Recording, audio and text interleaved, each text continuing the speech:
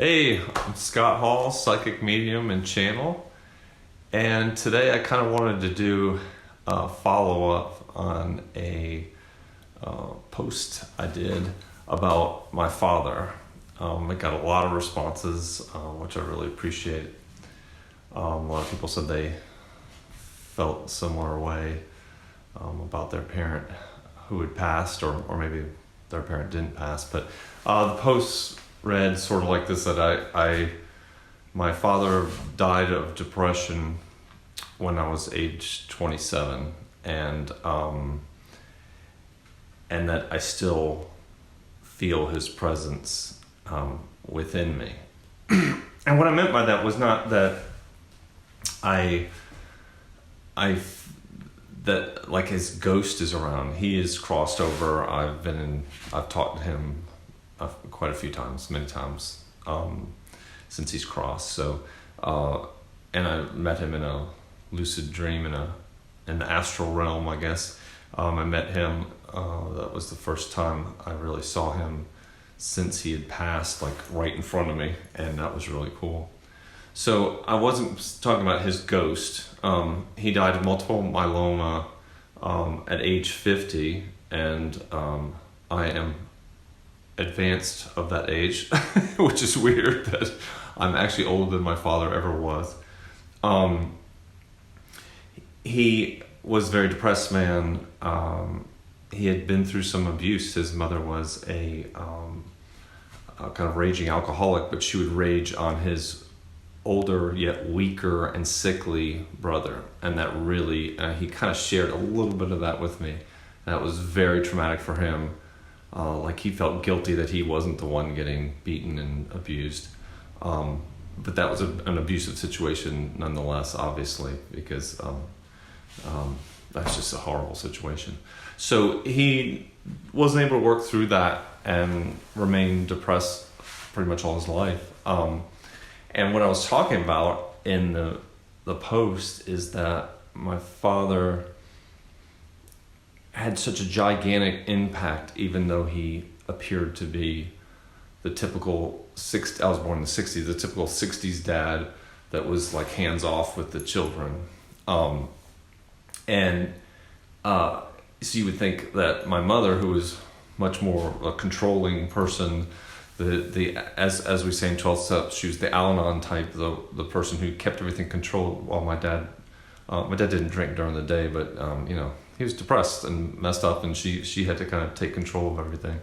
And so you would think that her personality would have a larger impact on me, and it did have a large impact on me, but because he's my dad, he's my dad, and a boy looks up to his father, whether his father deserves being looked up to or not.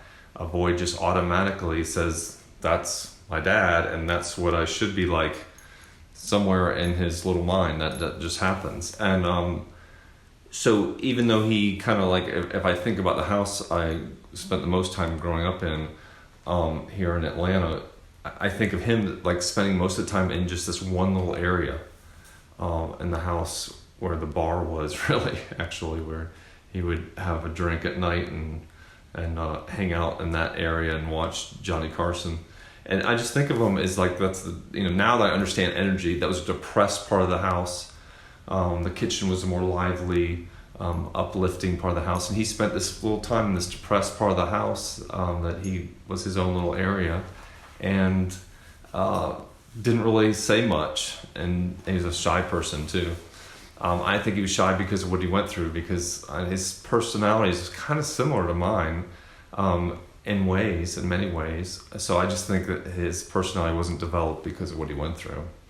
But it impacted me. Even though this guy's shy, doesn't talk to me, doesn't, touch me, doesn't really hug me. He did when I was little, but I remember cutting it off around 8. I don't know, I just felt like it just didn't seem right. And of course, me, the kind of father I am, if my son stopped hugging me, I would just be bawling. I would just be like, what? He did stop hugging me for a little bit, but now he's back to hugging me and I'm happy again. But it's just, so it wasn't, he wasn't giving out the vibes that, hey, I want to be hugged. So I didn't even have hardly any contact with him, yet what I'm seeing in my healing is just how much he has impacted me. Just how much he's impacted me is incredible. What I absorbed from him, even though he wasn't talking, because talking isn't everything. It's all about the energy, and the fact that I'm sure my sister didn't absorb as much of him as I did. She was affected in a different way, but because he's my dad and I'm the guy and I'm supposed to be a guy, and that's the person I look to. Whether that's the only person I could look to. I have a grandfather and my uncle too, and that helped counterbalance somewhat. But yeah, and so the other day Janet and I were, she was doing a new session with me, or a new service that she's going to be offering, and my dad came in right away, and I was thinking it was going to be about my mom. I really thought it was going to be about my mom, but it was my dad came in, but it was my dad showing me, it was my spirit of my dad showing me what he was like and telling me. So it was really cool because I was able to talk to him, and he said, "This is what I did to you. He's like, you can't downplay the impact I had on you with my depression and my just being there in the house, even though I was in another part of the house, even though it was a pretty big house and it was on the opposite end, whatever." He's like, this affected you big time, and it's time for you to let go. And that's easier said than done. I did the exercise, and I'm sure there's more I'm gonna have to do, but he gave me the little analogy of, he put me in a balloon. I was in a hot air balloon, and with a rope tethered to the house. And I don't like heights, so that wasn't a great thing for me. But I think he was trying to show that, of course I'm going to be scared to go out on my own. I'm going to be scared to go and venture on my own.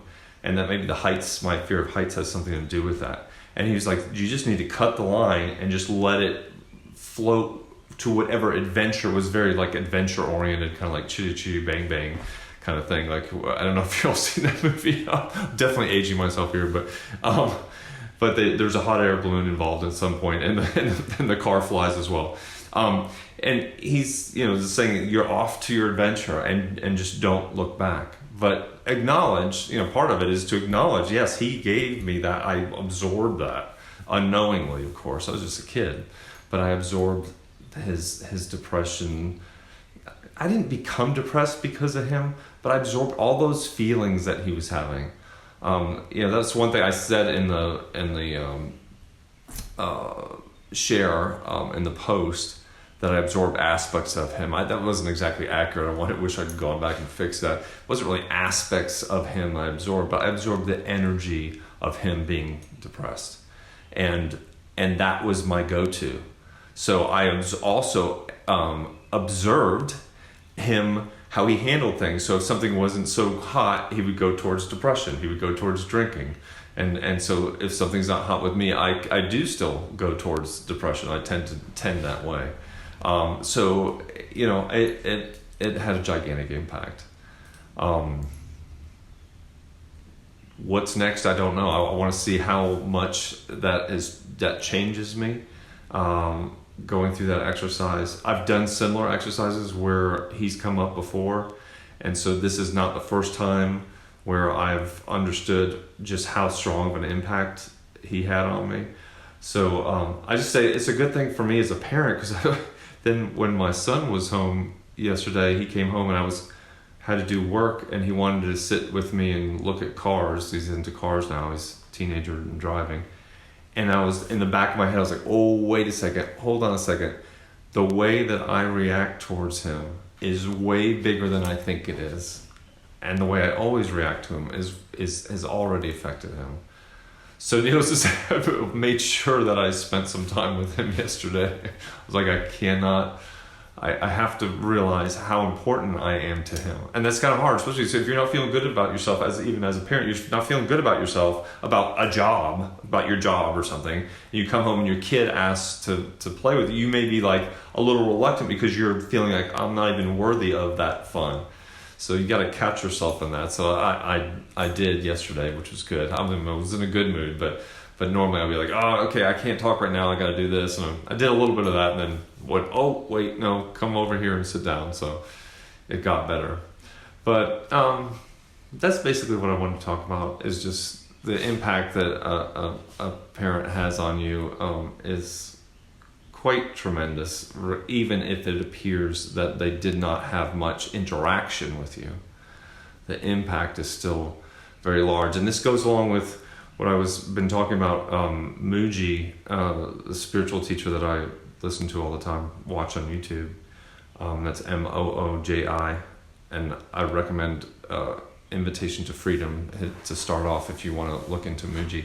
But he talked about the power of presence and the presence of the power, and it's just so true that when someone is in front of you, it impacts you more than you can believe. Even no matter what you have all sorts of plans about what I'm going to do if some negative person gets in front of me and blah blah blah blah blah blah blah. But when they actually get in front of you, you feel it, and it's really strong. Especially if someone's got inner conflict, it's so strong, and it does affect you. You're not going to be impervious to it. You're going to feel it. Then you get to decide, do I want to stay in this or not? But when you're a kid, you don't get to make that choice with your parents. You don't get to choose your, or you did. Maybe we chose our parents, but we chose it before we came down.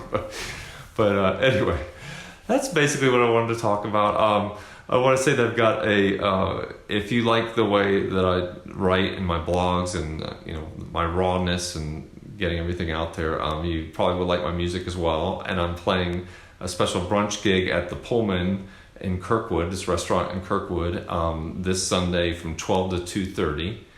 And then if I also channel Ave, the loving extraterrestrial, he's a higher vibration being, and when I channel him publicly, you can ask him questions, and he usually starts off with a kind of a primer, talks about something, and then you can ask questions, and I will be channeling him the following weekend on Saturday, the March 14th, at 7:30 p.m.